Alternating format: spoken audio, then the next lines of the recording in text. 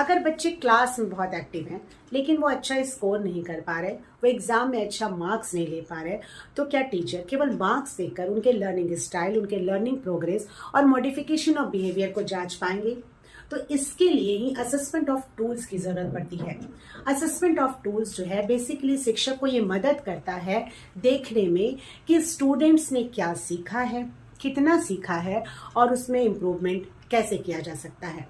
तो ये दो टाइप के हैं। पहला है फॉर्मल असेसमेंट टूल और दूसरा है informal assessment tool. Formal assessment tool जो होते हैं वो प्लान्ड होते हैं, स्ट्रक्चर्ड होते हैं, एक निर्धारित मानक के तहत तैयार किए जाते हैं।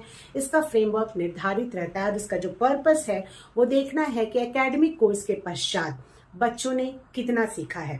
तो इसमें मार्क्स दिए जाते हैं, ग्रेडिंग किया जाता है, सर्टिफिकेशन किया जाता है, रिजल्ट निकाला जाता है और एग्जामिनेशन के थ्रू बच्चों के लर्निंग को जांचा जाता है। इसका जो नेचर है वो असेसमेंट ऑफ लर्निंग है। दूसरा है इनफॉर्मल असेसमेंट टूल। ये ड्यूरिंग टीचिंग होता है।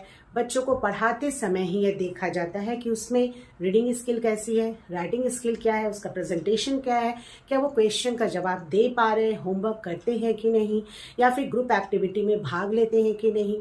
तो इस असेसमेंट टूल के माध्यम से बेसिकली ये चेक किया जाता है कि बच्चों के लर्निंग को इम्प्रूव कैसे किया जाए। इसका एग्जाम्पल है ओरल एग्जाम, होमवर्क, फीडबैक लिया जाता है बच्चों से, रेटिंग स्केल, चेकलिस्ट, ऑब्जर्वेशन।